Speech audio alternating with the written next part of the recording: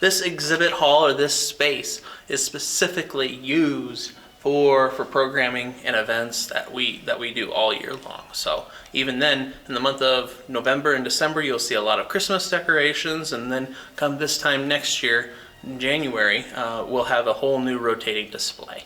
So this is the study center. The biggest part of our family history center is probably our archives, and we serve not only just Buffalo County residents or Kearney residents, we serve people from across the country. So when they come in and do research, they're set up right here in this table area here. Whether it be for genealogy or other Kearney or Buffalo County history research, they do that right here in this room. And what we do at that point, we have one of our awesome archive volunteers that will then go into the back, pull some of the files that they need that would be useful to them, and help them on their research journey. Right behind me, over my right shoulder, is the Kearney Opera House curtain. This is probably the crown jewel and prize of our museum, and is the best way and indicator of how we do history here every single day. So we have a variety of different advertisements, phone numbers, addresses that pinpoint to actually dating the curtain itself. So, for example, we know that this curtain was hung up in the late 1920s, early 30s, so it makes it a unique piece in understanding what Kearney history was like in the late 1920s and early 30s. As you'll see, if you stick to the red carpet when you come in, we've got other curtains hanging up from around Buffalo County. So that one specifically is from the Poole School District Schoolhouse.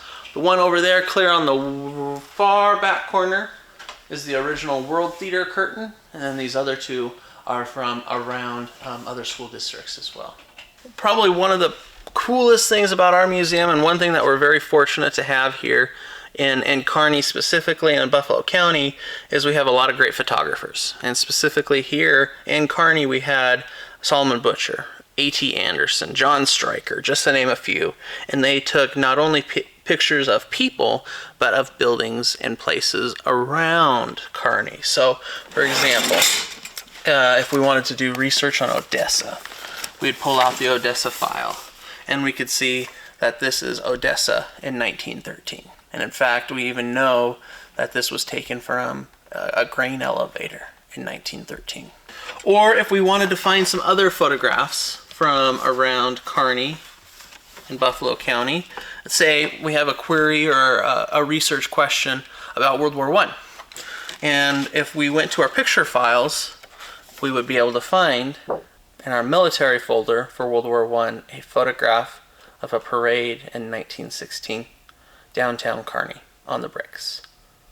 These are all county records. Since we are the Buffalo County Historical Society, we have information about clerk's fees, sheriff's dockets, any county record that you can think of, we will have here up to a certain point. So behind me, we also have some newspapers from around our county. So the other side of this is the Kearney Hub that we have through the 1970s, but we also have the Ravenna News, we have the Shelton Clipper, and we have the Gibbon Reporter. Along this whole wall right here are civil and criminal county court records. We also got poll books, so we can tell from the 19-teens to 1920s when women start to vote here locally and how much of an impact they have here in Kearney and around Buffalo County. Another part of our history, sometimes it's a little underappreciated, are our annual yearbooks that we see from the Kearney High School. We're always looking for yearbooks, especially outside of Kearney. But we have yearbooks that go back to 1920, and that would have been the log. And this would have even been when Kearney High was at Longfellow High School, which was that structure.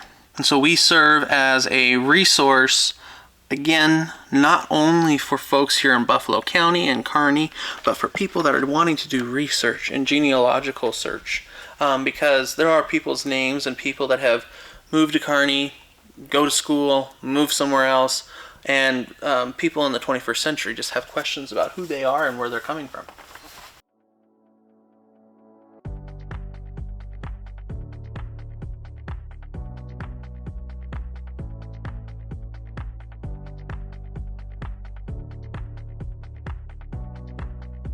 So behind me is the Freighters Hotel. We, as the Buffalo County Historical Society, we preserve buildings, documents, artifacts of all kind. So right now we're under our Prairie Pioneer Preservation Project. Lots of P's in that, but all of our other buildings, it's constant maintenance of the museum grounds. And so the Freighters Hotel is going to get a new surface look to honor its history, but also make it far more appealing to go into when we have guests and tour guides and fourth graders during KPS days.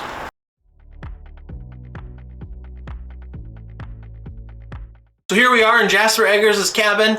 Again, part of our mission here at the Buffalo County Historical Society / Trails and Rails Museum is to preserve and conserve our local history. So this is probably one of my favorite buildings on the property because there are so many questions and answers that we still have yet to discover. So, for example, we tell this story in a couple different ways. One, Jasper Eggers, he bought this cabin, or he built this cabin out of wood that we speculate to be from Fort Banishment. So if you know where Fort Kearney is further south of the Platte, Fort Banishment or Fort Post South Loop was this barrier fort to warn of Fort Kearney and the soldiers there and the people that are there that the Sioux Indians were coming, if that ever did happen. So the wood itself came from Fort Banishment, but the assembly of these logs into a log cabin style was probably done by Jasper Eggers. And we know this because of an awesome local historian,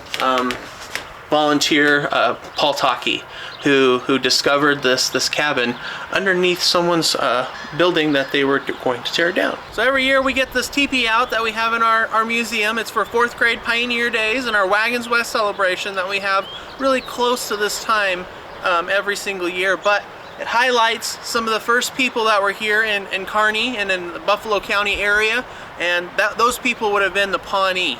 So they were dispossessed from their lands by 1873 and moved down to Pawnee, Oklahoma. But they have a long history here in central Nebraska, and we tell their story every so often whenever we can here at the Trails and Rails Museum.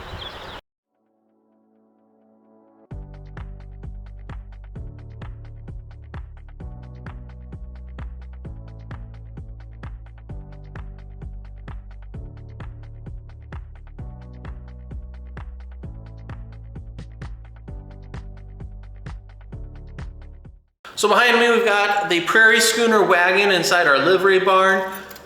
This is what you would have seen predominantly along the Oregon Trail, California Trail, Mormon Trail, even though they had the Mormon hand carts, as you'll see. But yeah, this was what was coming across the prairie and from 1849 to 1872 or 1866 until the railroad comes through Kearney, Nebraska, and people are then able to more quickly traverse the land in a not so strenuous activity of walking several miles a day. Here we are in the District Number 1 schoolhouse here at Trails and Rails Museum. This was originally located just southwest of Shelton before it was moved here. This building's over 150 years old.